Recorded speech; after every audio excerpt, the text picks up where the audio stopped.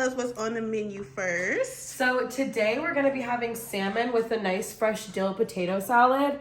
I love this. It's a lot of like spring flavors. It's been hot outside, so Yes. I love to match that energy. It makes you happy and it makes you full of energy, lots of nutrients. Yes. So yeah, that's what we're going to be having today. It's going to be so good, guys. And then we are going to basically show you guys her process. Yeah, so we're going to start with the marinade for the salmon. And I'm going to take a couple of these things and put them in the food processor and blend them up. Okay, let's check it out. Coco is baby, baby. She's everybody's baby, baby. She is. Come and get right with me. Come on. Get up, let's celebrate. Get up. Coco is baby, baby. Yeah. She's everybody's baby, baby. Come and get right with me. Come on. Get up, let's celebrate. Get up, y'all. Yeah. Coco strands. So cute. Get a little screen. Some B-roll. Guys, very God's goodness for our food. Amen. Yes. Okay, guys. Hello and welcome to Coco Strands TV. I have with me a special guest. This is Leo. Hi. This is actually my client, and I'm gonna put in some hairstyles that one of my favorite ones actually that I've ever did was yours. I will put it on a flyer, bro. Like, what they call the Fulani? The Fulani braids? Fulani They were braids. bomb. I just do them. I don't know the name of them, obviously. You guys, she's so gorgeous. She has a show called The Filthy Kitchen, right? Yeah, My Filthy Kitchen. My Filthy Kitchen. My Filthy Kitchen. And she is, what would you call yourself, Leo? Like someone who's just a foodie, a chef, or what would you say? I guess I would call myself a chef. I guess because how much I love food and because cooking to me is different than normal people is. So I would guess a foodie and a chef. So what would you say you would describe like your style of food? Like eclectic everything, or would you say it was like a certain taste or nostalgia actually for me is nostalgia. Something I love cooking like for people is something that brings them back. Like nostalgia is a huge thing, and I feel like food through that and through like flavor you can bring you back to like a memory, you know. So whenever I cook, and I get goosebumps talking about it because when I cook for somebody, I like to think of just kind of like something maybe that they need in their life, or you know what I mean, in the moment or whatever, and I want to make them just that. So it really doesn't have to do with if it's Italian food, if it's French food, if it's African food. It's honestly anything. It's anything. You can, yes, I love to eat everything too, guys. That's my dream, to travel to. I just traveled to Ghana, Africa, and we're gonna get into that because she's Kenyan. Yes. Okay, so we're gonna get into that. But let me tell you guys, it was beautiful and the food was immaculate and different, but good. But you know what? I can sense and I can visualize the African American, like where it started. Yeah. I tasted a lot of stuff like, oh, my granny made it like that, or I can see where the African Americans get gumbo from. Right. You know, so, but anyway, so let's dive in. We're going to dive in and we're going to talk. Let's cheers. Cheers to a great interview. Thank you so much, Leo, for having Coco Strands TV. Thank you for having me. My first in-person interview. My second interview, but my first in-person interview. So, absolutely, I'm honored. I'm honored. I've already tasted the potato salad earlier, guys, but let me tell y'all, it's so good. It has like dill. It's so good. I don't even know how to describe it. It's just good and fresh. She made everything fresh from scratch. Yes. So imagine dill with some lemon juice in it, onion. It's really good.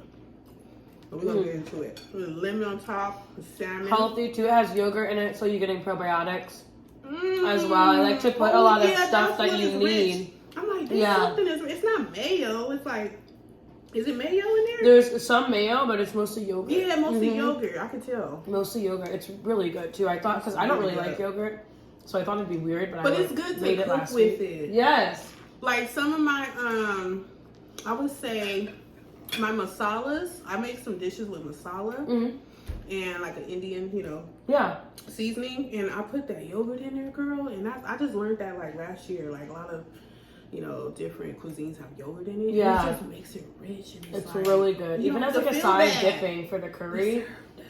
If it's really spicy curry, I love some yogurt on the side. Ooh, that's really good. Thank you. But anyway, so you guys, we're gonna have a mukbang, okay?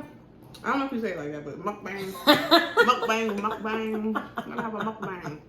We're gonna eat and talk. So if you're not into that, move on. No, I'm just kidding.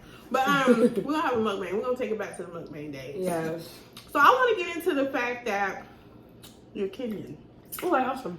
So tell us a little bit about that, and does any of that, inspire you to cook?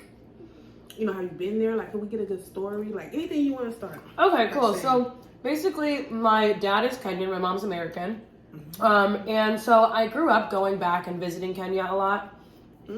Cooking, for one, was always a huge thing. Just the roles as a woman in general in a Kenyan household is that you learn how to cook, and when we have relatives to come visit us from Kenya or whatever, you make sure you cook for them and everything. So I remember like one time when I was really young and I was just getting into cooking, I was probably like 10 years old. My uncle had came to the US, to visit, and he was getting surgery, and he wanted, he would request meals every day. So I was like super excited. Some people would be like, "That's rude," but I was like, I was so excited. I was like, I would love to cook for you. So that's when I really dove into like cooking like independently without my mother and stuff too. So I would make him like 3 meals a day. He stayed at our house for like a week and a half. Yeah, so I would cook for him like every single day. My uncle Francis, R.I.P. Yeah, he was an awesome man, but he was a judge actually. Too, huh? Oh. He loved it. Are you kidding me? After that, I think I was probably his favorite niece.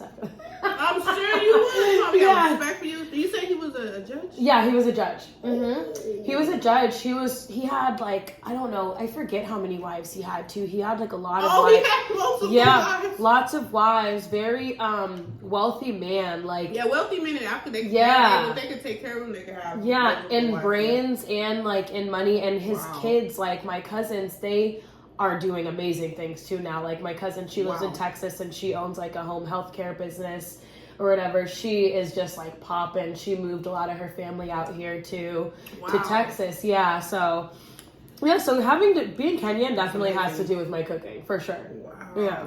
Because you learned that growing up cooking for the family. And that's what we need to get back to, y'all, as women.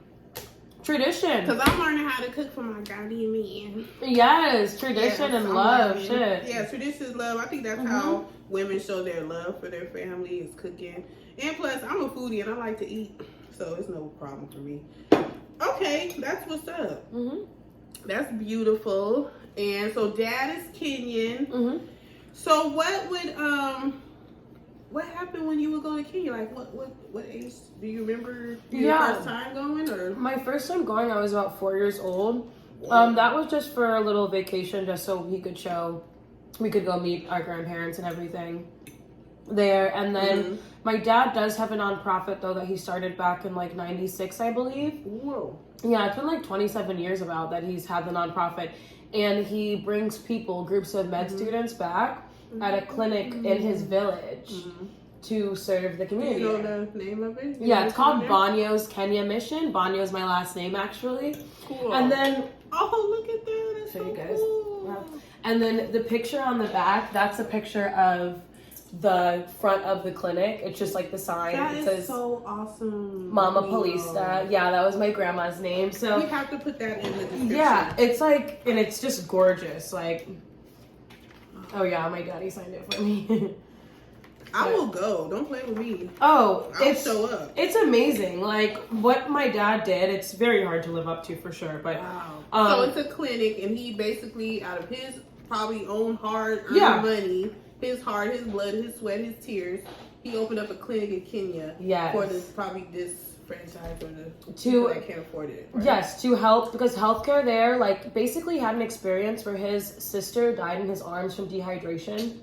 And ever since then, he promised that he was going to thrive in school and he was going to get to the point where he can help his family and the people there, because dehydration is something that people here don't just die from. Like, that's such an easy thing. A dehydration, like, you go get an IV from the hospital and then you're good. But you have to travel to go get water. Exactly. So, like, in the village where he grew up, like, he lives in, lives in, like, such a small village. That's where he grew up in. So, they didn't have that access to healthcare. So he wanted to make sure that stopped happening, you know? And so now it's up and running, fully electricity and everything in the middle of a mud hut village. And people travel miles and miles and miles away to go to the clinic. He got it to the point now where it's running 24 hours a day too. So there's a hired staff that works there, a Kenyan staff that works there now too. And so, at people, if you're having a baby, you can go there. I want to interview him now. Oh, would he let me interview him? Yes. Are you kidding? He would love that. He would love Bonyo. Dr. Bonyo. Dr. Bonyo. Yeah, Dr. Bonyo. All the way straight. Dr. Bonyo. That's on period. Wait, but he's not here in California. No, he's in Ohio. He's in Ohio. That's when you went there. No, they came here. They came here. They were here like 2-3 weeks ago. Right. So you gotta. You know what? Next time, look, I did an interview. Okay. Next time you gotta call me with mom and dad. Oh no, I'll let you know. And my mom's super awesome too. Just to throw that out there. Yeah. So let's talk about moms, because moms. She supported him. She picked an African like me. So she know what's up. So can we talk a little bit? Just give them a little taste, like about the American lady and the African man and how they like met. Just how like they really coexist. Quick, because this show really is about. I'm promoting African everything. African Americans, Africans that are Americans, African Americans that came from Africans, like everything. I want us to mesh together. Right. What do I do? Cause you know what I feel like more African Americans go to Africa and Africa because like we work more together. And we literally take back over the world. Right. And we need we definitely could. Like it's very important for us to coexist. Like it's very important for us to integrate ourselves with each other's culture. I'm trying to do. So with my parents, I feel like one thing that's super important with African American and African, healthily having a relationship, because they've been married for 30 years. Actually, they're awesome. So cute. Yeah, and they have a practice in Ohio together as well. I feel like on both sides, you have to be very open to learning about the other culture and compromising, because you are a team and there are a lot of different things like that have to do with values and morals when it comes to raising a family that you're going to disagree on. Yeah. Because for my dad, like honestly, we probably were a pain in the ass for him because we're American children. Like we are very much American. He's like, Lord have mercy. Y'all was in Kenya. Exactly. He was like, I would have spanked the crap out of you way more than I did.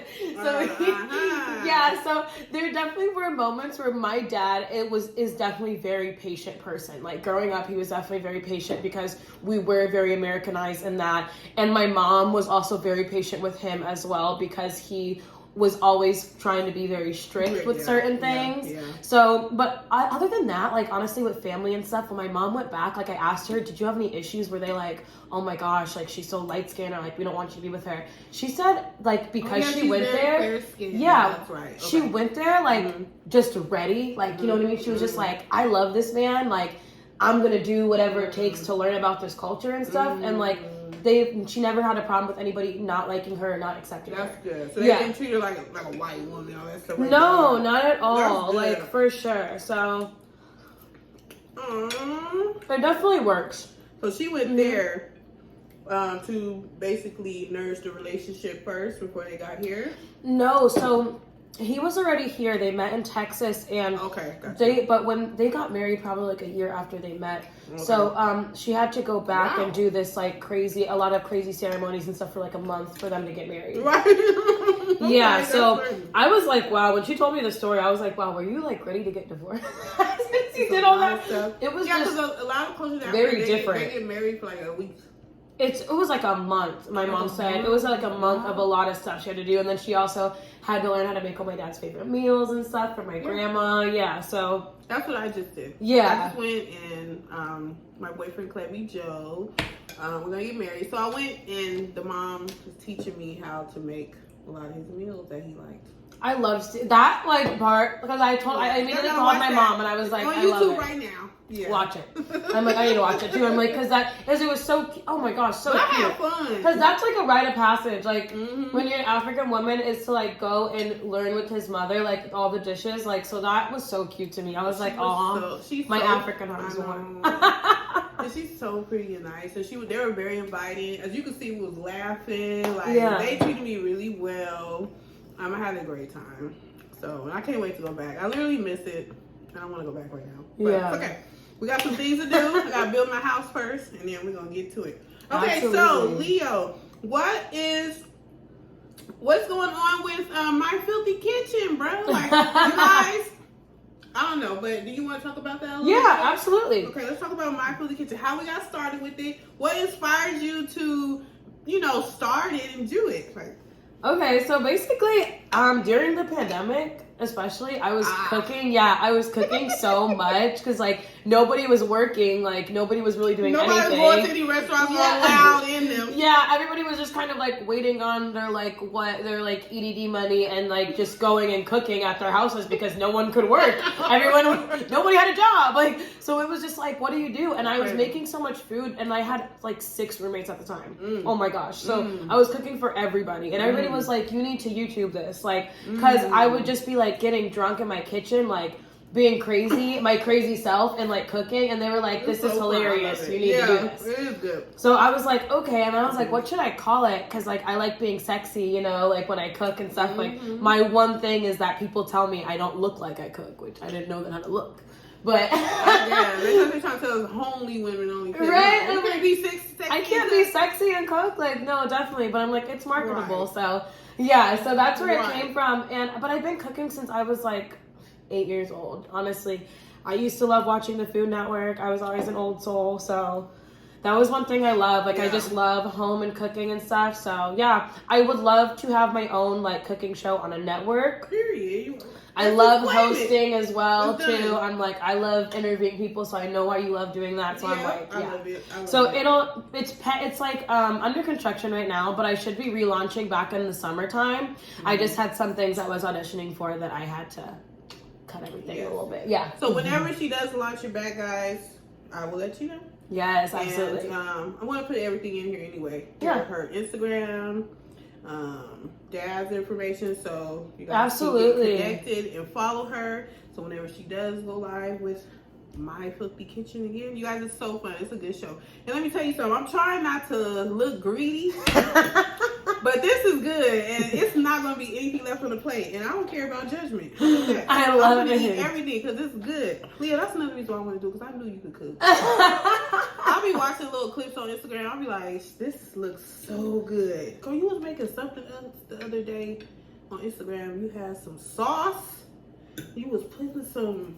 Oh, and then you put on top of the noodles. It wasn't a spaghetti though. It looked like a goulash or something. It might have been like a pasta. Pasta is like one of my favorite things to make. So I'm like, I make a lot of pasta. It didn't look like regular spaghetti though. No, it was probably like different noodles. Yeah, I don't even know what they're called. There's so many different names.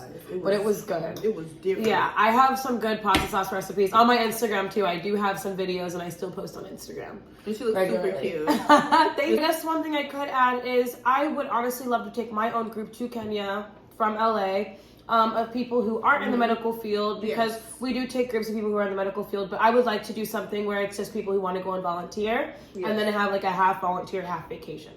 So yeah, if anybody's interested, I am taking like names down and stuff for that, just to get an idea of how many people I could get to do that, and realistically, so if you're interested, definitely let me know. Yeah, we can get a little bit more into Kenya then.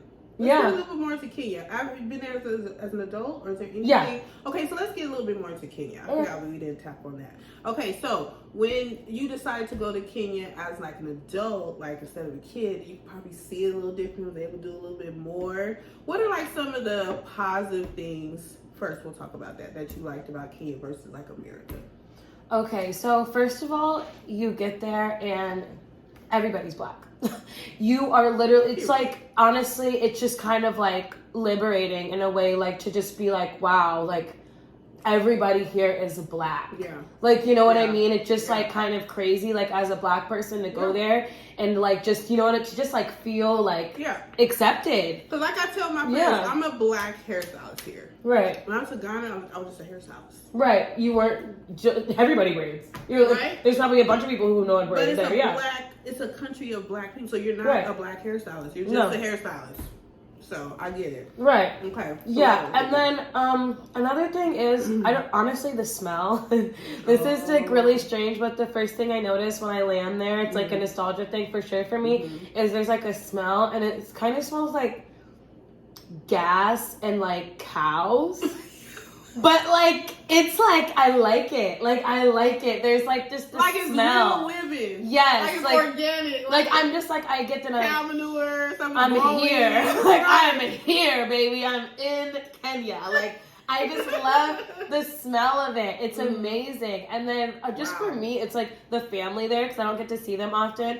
And then going as an adult, I got to, last time I went, I was in a relationship, so I brought my ex there or whatever. We're still on good terms too.